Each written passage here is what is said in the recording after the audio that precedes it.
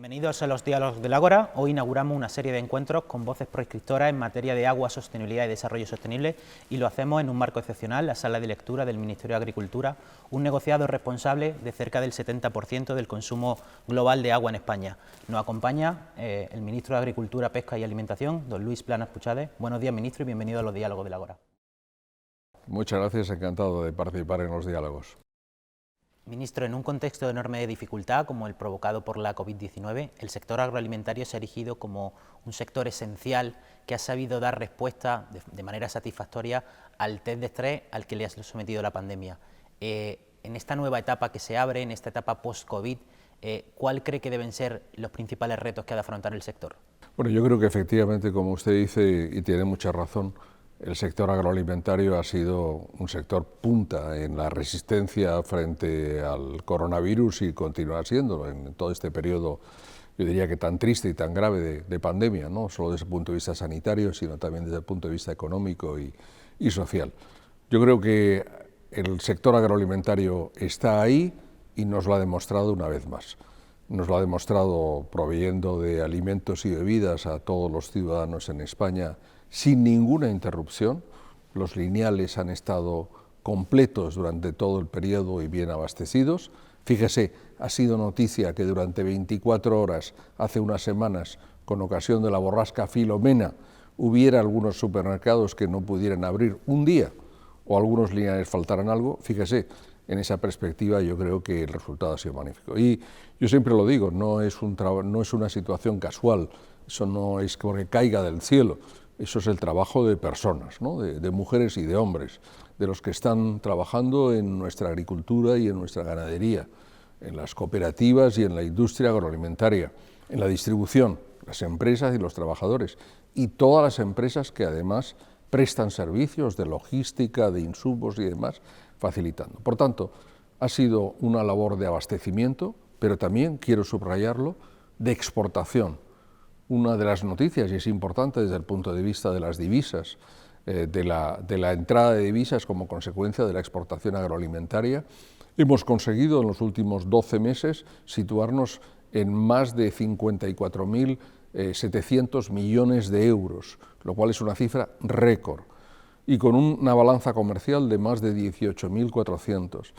¿Qué significa? Que además de proveer de alimentos, estamos proveyendo de divisas a nuestra economía. ¿Qué va a ocurrir, como usted me pregunta, de cara al futuro? Pues que yo creo que el puntal de la resistencia va a ser también un puntal de la recuperación. Es decir, que dentro de todos esos programas que estamos hablando en relación con el Fondo de Recuperación, Transformación y Resiliencia de la Unión Europea, pero también dentro del funcionamiento de nuestra economía, el sector agroalimentario es un valor seguro. Y yo creo que nos va a proporcionar, como nos proporciona ahora, pues buenas noticias y alegrías, espero. Ministro, hemos señalado que en la crisis sanitaria el sector agroalimentario ha sabido responder al test de estrés al que se le ha sometido, que hemos de ser capaces y hemos de evolucionar para ser capaces de producir más con menos. Las previsiones de crecimiento demográfico así nos obligan, y agricultura y ganadería son dos sectores que se han de adaptar progresivamente para mitigar su impacto sobre el cambio climático. ¿Cómo ha de ser esa adaptación, señor ministro, y qué mecanismos se han de impulsar para frenar los fenómenos climáticos adversos cada vez más frecuentes y que asolan nuestro territorio? Hombre, yo creo que lo que usted plantea en definitiva son los retos de la década, ¿eh? Veo que lleva usted en su solapa, y yo también me siento muy orgulloso de ello, los objetivos 2030 de Naciones Unidas, los ODS, y yo creo que son fundamentales porque nos dan una dirección, ¿no? Una dirección de lo que tenemos que hacer. En mi opinión, tres cosas fundamentalmente. La primera, la lucha contra el cambio climático y la preservación del medio ambiente, es decir, transformar una producción que ha sido y es y funciona muy bien de una forma lineal en una producción cada vez más circular, es decir, que utilice menos recursos naturales y desaproveche más, o sea, menos, por tanto, todos los recursos de que disponemos de la propia naturaleza, teniendo en cuenta ese viejo principio de que solo tenemos un planeta, que es el nuestro, y por tanto consigamos pues preservar el suelo, el agua, el aire, la biodiversidad y el paisaje, y también contribuir efectivamente a la lucha contra el cambio climático. El segundo gran reto que yo creo que tenemos es el de la innovación y la digitalización, que es horizontal para el conjunto de la economía, pero que también es clave en esta década, porque como decía antes, ha aumentado mucho pues, la producción agroalimentaria. Usted lo decía muy bien en su pregunta, si nos situamos en el horizonte no 30 sino 50, por ejemplo, en referencia a Naciones Unidas, estaríamos hablando de 9.000 millones de personas sobre la Tierra, se calcula, por parte de las predicciones demográficas. Estaríamos hablando entre un 55 y un 70% de producción agroalimentaria suplementaria que es necesaria, pero tenemos que producir más con menos, es decir, utilizando menos recursos, lo cual significa mejoras desde el punto de vista de la innovación y la productividad, y lo cual supone evidentemente innovación y digitalización, como está viéndose, por ejemplo, en relación con la agricultura de precisión, con la utilización de datos y con otros elementos que yo creo que llevan a todo ello. Y la tercera, para mí, es la mayor transformación necesaria, que es la humana, ¿no? El gran reto de la incorporación de los jóvenes, porque la incorporación de los jóvenes no es solo una incorporación demográfica necesaria, es una incorporación que supone un perfil distinto desde el punto de vista profesional y humano. Son gente que tienen una trayectoria distinta, una formación distinta, que lógicamente van a tener que responder a habilidades y necesidades distintas de aquellas del pasado y, por tanto, yo creo que están perfectamente en condiciones de afrontar esos dos grandes retos que mencioné anteriormente. Con una observación fundamental, porque para eso, ¿qué tenemos?, preguntaba usted. Pues tenemos, por ejemplo, la política agrícola común, los 47.724 millones de euros que tiene España entre el 2021 y 2027. Tenemos lo que estamos trabajando ahora y discutiendo en las Cortes Generales, la ley de cadena alimentaria, para lograr una mayor transparencia, una creación de valor suplementario por el conjunto de la cadena. Por tanto, tenemos ahí elementos de apoyo, yo creo que muy importantes de cara a nuestro futuro. Pero sobre todo tenemos que conseguir que nuestras empresas, nuestras explotaciones agrícolas y ganaderas sean rentables. Es decir, la rentabilidad empresarial es el criterio de continuidad para poder prestar una labor ambiental y también una labor social. Si le parece, ministro, voy a tratar de repasar esos retos que señalaba y en el primero de ellos mencionaba la necesidad de preservar el agua. ¿Cómo podemos hacer compatible esos retos del sector que antes señalaba con una gestión de los recursos hídricos más eficiente? Bueno, yo creo que es perfectamente posible. Yo siempre digo que el dilema no está entre regadío no o regadío sí, sino regadío sostenible sí o sí. Y yo creo en ello, creo en el regadío. Soy un ferviente defensor del regadío, primero porque somos el primer país en superficie regada de la Unión Europea, porque somos el país del mundo que tiene más superficie en riego localizado, el 53% de toda la superficie regada de España. En España tenemos aproximadamente 3.800.000 hectáreas en regadío, de las cuales que suponen el 22,5% de la superficie agraria útil de España, pero fíjese, con el 22% produce el 65%, prácticamente 2/3 de toda la producción vegetal. Básicamente nos situamos en cereal, es la primer cultivo que lo es bajo regadío, y también del olivar, y después siguen otros, ¿no? ¿Qué significa todo eso? Significa que la apuesta tiene que ser claramente por una utilización racional y sostenible del agua. Yo creo que ese es el presente y es el futuro. Hemos disminuido aproximadamente entre un 10 y un 15% en los últimos 20 años la utilización del agua en la agricultura. Y yo creo que tenemos que proseguir. Ahora tenemos los fondos de la PAC, pero también los del Fondo de Recuperación. Tenemos en el presupuesto del Ministerio 563 millones para acometer obras de modernización, y esa tarea de modernización debe continuar. Si hacemos un uso eficiente del agua, yo creo que no va a faltar agua. Ojo, teniendo en cuenta que el cambio climático está ahí y no es una broma, es una realidad y tenemos que afrontarlo. pero si yo creo que siempre de un litro de agua, o si quiere usted, de una gota de agua, se le puede sacar más y más producto, evidentemente con una inversión que es muy, muy importante. Y después tenemos también las aguas no convencionales, estamos hablando de 450 hectómetros cúbicos años de producción en España, por ejemplo, de agua procedente de desaladoras, que tiene un coste, por supuesto, mucho más importante. Y un último extremo, que no quería dejar de mencionar porque es muy reciente, el nuevo reglamento de la Unión Europea en materia de la regeneración de aguas, que también puede tener, hablándole bajo la perspectiva como ministro de Agricultura, un sentido dentro del sector primario, ¿no? En un contexto de estrés hídrico, donde el agua es cada vez más escasa, ¿se plantea la incorporación de fuentes alternativas como el agua regenerada en aplicación de la nueva directiva europea o del agua desalada? Vamos a ver, lo que hay es una respuesta a las necesidades empresariales que nos plantea el propio sector. Como le decía antes, nosotros, por ejemplo, tenemos estos 563 millones del Fondo de Recuperación en la denominada componente 3 del plan de recuperación, dedicados específicamente a todos los temas de mejora desde el punto de vista del regadío. Los dos elementos que he mencionado anteriormente, aguas no convencionales y regeneración, son elementos complementarios.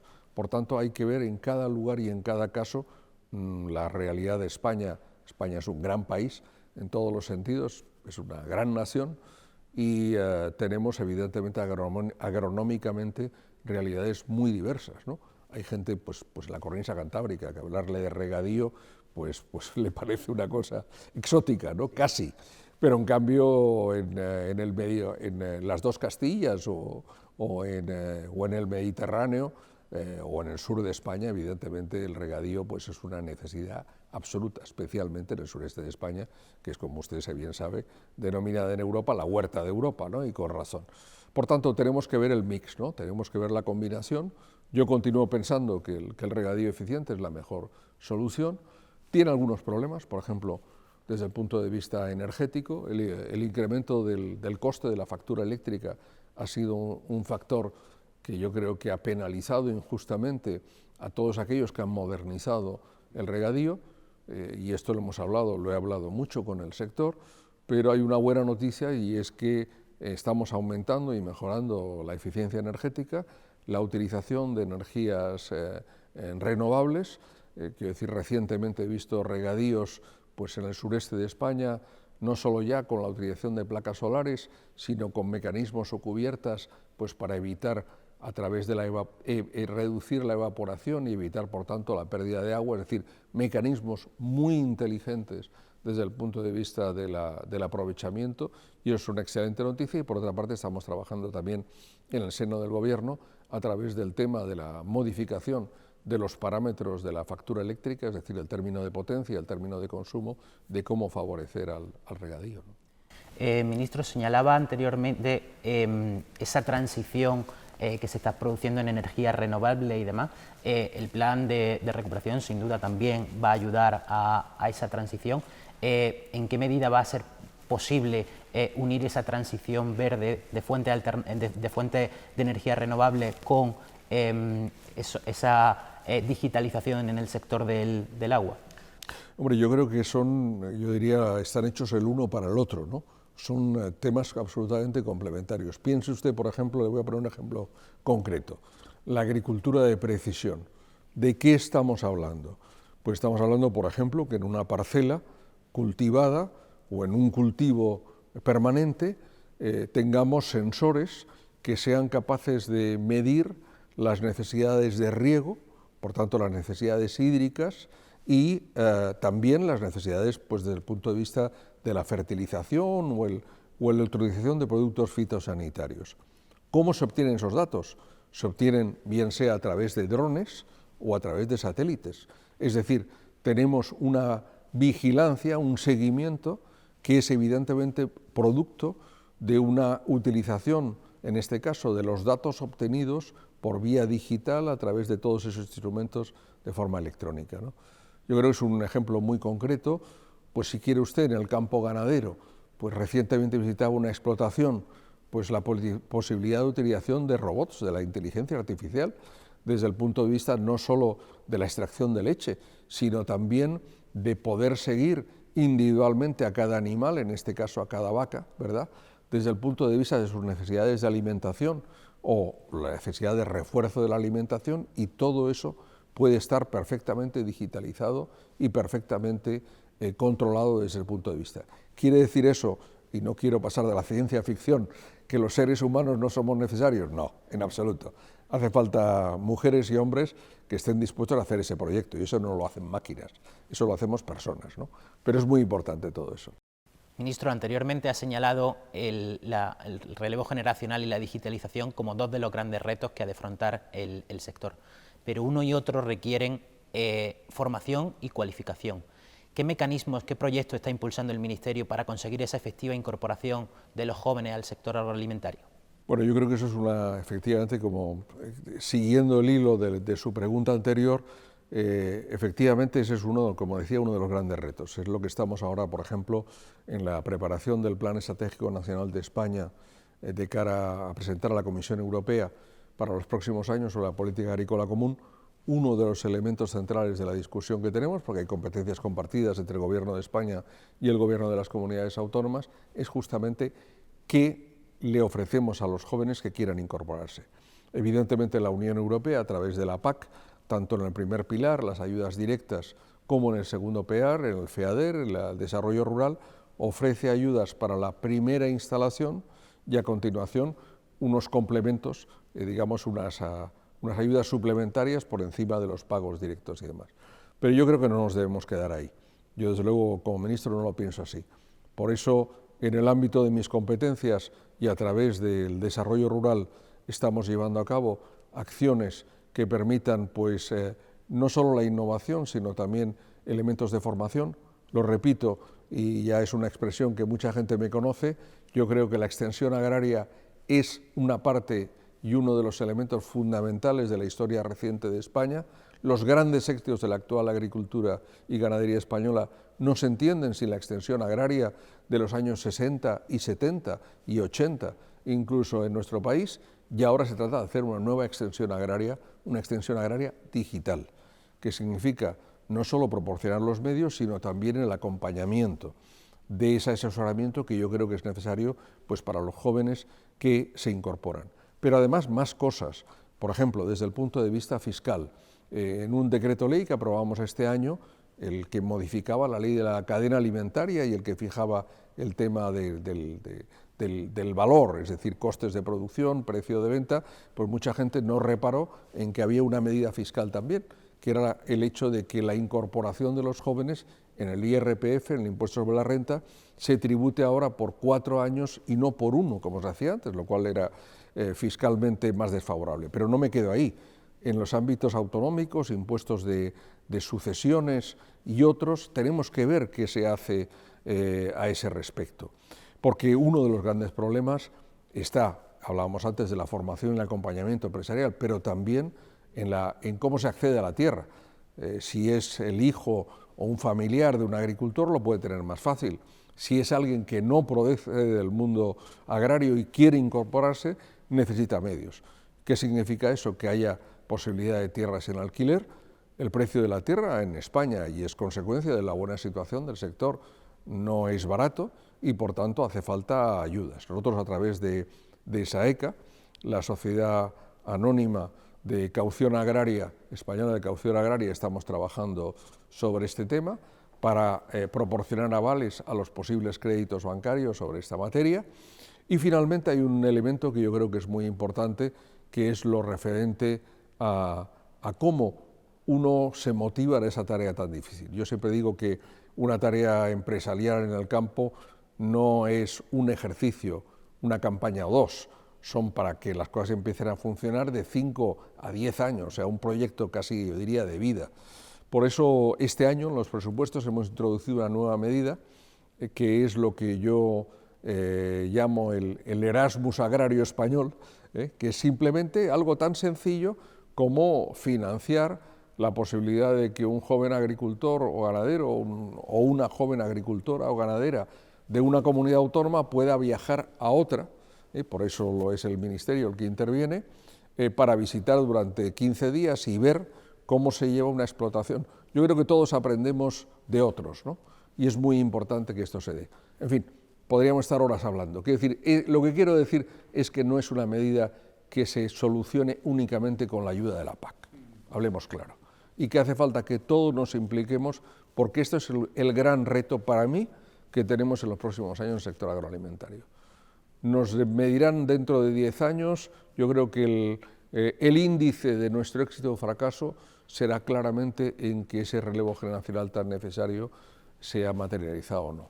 Ministro, se habla mucho en España del reto demográfico y de la España despoblada, pero hemos de ser conscientes que para afrontar este reto no basta con la inversión pública. Al principio de estos diálogos lo señalaba, es necesario actividades empresariales rentables. ¿Qué papel juegan la agricultura y la ganadería a la hora de cohesionar el territorio y fijar a la población en el medio rural?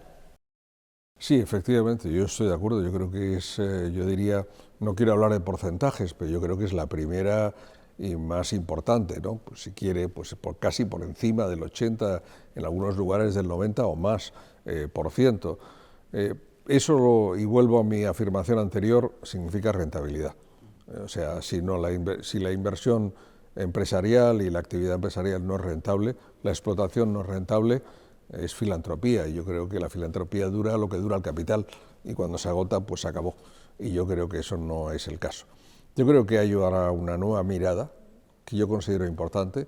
Creo que hay dos Españas. Hay una España del 85% y la del 15%. En ese 85% de la España rural, pues viven el 20% de las españolas y los españoles, el 80% nos concentramos en el otro 15%, y yo creo que hay que tener una visión cruzada claramente sobre las oportunidades que se dan al futuro. Ojo, no soy nada pastoril ni idealista en esa materia. Creo que realmente el trabajo es muy duro y la realidad es muy dura. Usted lo decía antes, que es decir, en términos de inversión, los servicios públicos no son los mismos.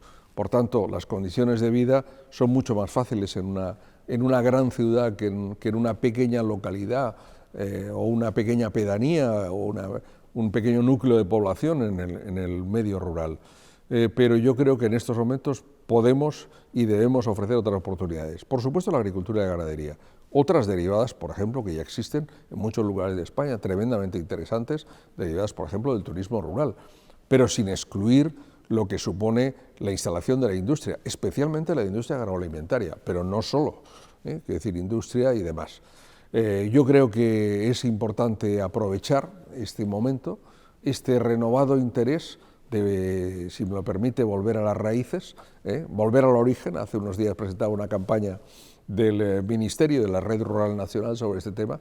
Tenemos que volver a nuestros orígenes para reencontrar nuestra identidad, y España es un país del siglo XXI, somos la 12ª potencia económica del mundo, pero seamos claros, somos también un gran país agroalimentario, y ahora lo estamos, como usted me preguntaba al principio, pues lo estamos comprobando, ¿no?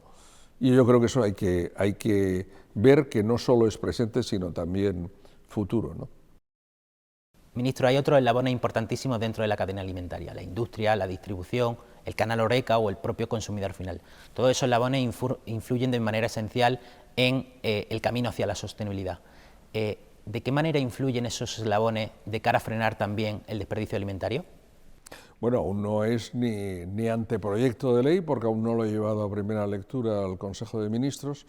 Tenemos en este momento pues, la PAC y la ley de cadena, que ocupan la mayor parte del tiempo de mi equipo en el Ministerio, pero efectivamente he prometido que antes del verano voy a intentar concluir los trabajos técnicos previos y poder llevar ese anteproyecto al Consejo de Ministros para que sea discutido. Yo creo que cómo lo pensamos hacer o qué enfoque debe tener. Pues fíjese, cuando vemos las estadísticas internacionales en materia de pérdida y desperdicio alimentario, pues por ejemplo FAO llega a hablar de un 30% de las cifras globales del sector agroalimentario, y hay quien utiliza cifras mucho más bajas. Ambas son ciertas. ¿Por qué? Porque FAO se fija en el conjunto de la cadena, como usted decía, desde el productor primario hasta la industria y la distribución. En cambio, otros solo se fijan pues, en el consumo pues, domiciliario, familiar o en los hogares y demás. Los objetivos 2030 del desarrollo sostenible de Naciones Unidas plantean, es el objetivo 12, apartado 3, reducir para el 2030 a la mitad todo el desperdicio alimentario que tenemos en este momento en el mundo, especialmente en el consumo familiar, pero no solo.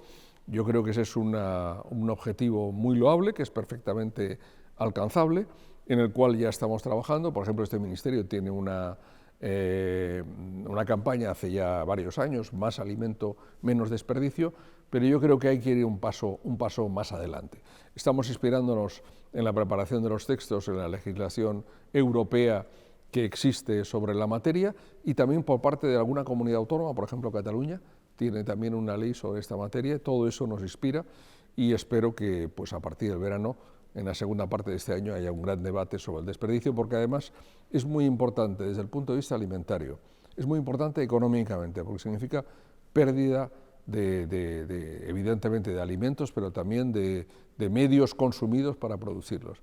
Pero yo diría incluso que es moralmente muy importante, éticamente, porque creo que es una muestra de responsabilidad de cara a la sociedad y no hay que olvidar que hoy por hoy, es evidente que una cosa y otra solo están indirectamente ligadas, pero estamos en una sociedad que aún necesita alimentar a mucha gente en el mundo.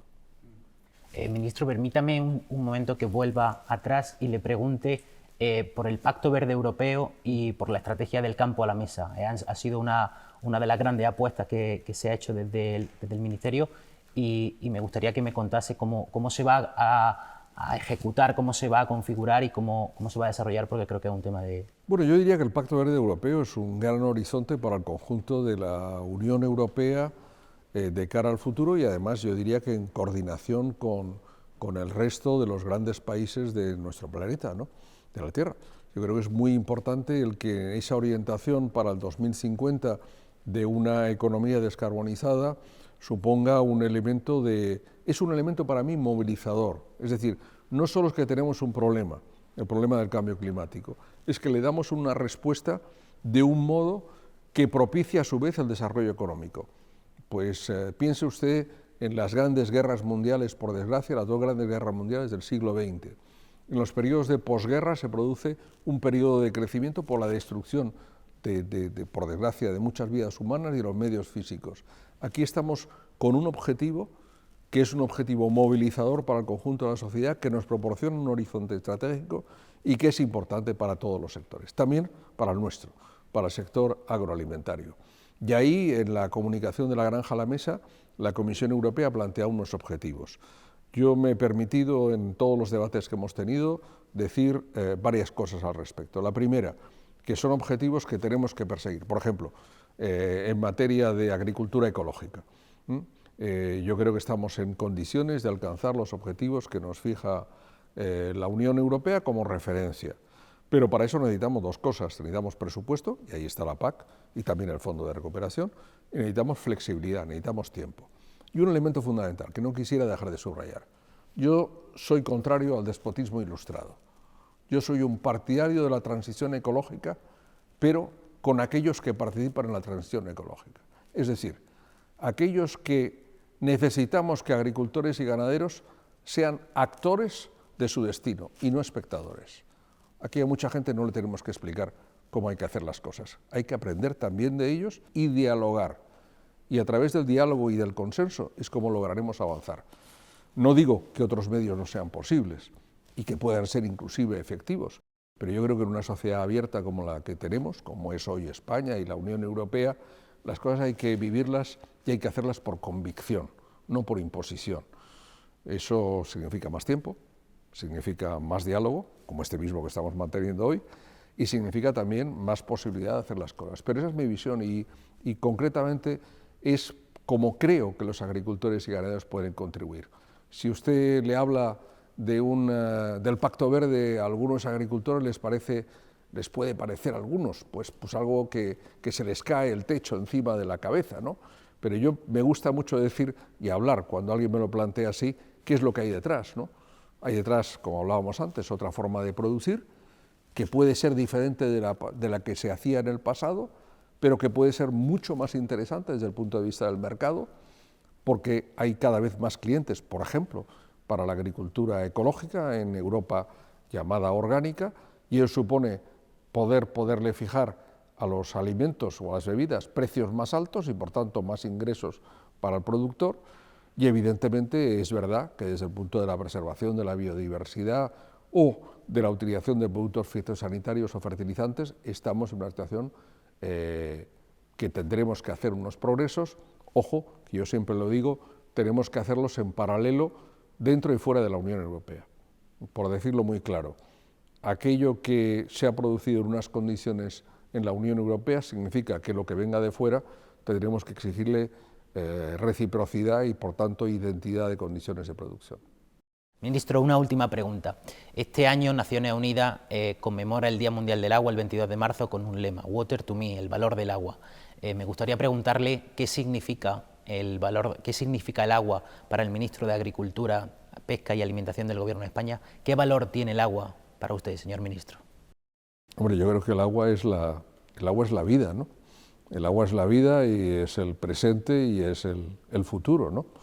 Cuando antes hablábamos del futuro y de la ciencia ficción, ¿no? Cuando uno ve universos, ¿verdad?, paralelos terribles, siempre se concibe un planeta sin agua, ¿no? Pues yo creo que el nuestro tiene agua, que tenemos que cuidar, porque es un recurso natural y, como he dicho antes, es una de esas joyas que tenemos que hay que emplear bien en el consumo humano y también en la actividad pues, que llevamos a cabo en la industria y sobre todo en mi sector, en el sector agroalimentario, produciendo alimentos y bebidas. Pero estoy de acuerdo, no solo es algo que tiene un gran valor, sino un valor que hay que preservar. Por tanto, creo que efectivamente la vida y el agua es futuro, sin duda. Gracias, ministro.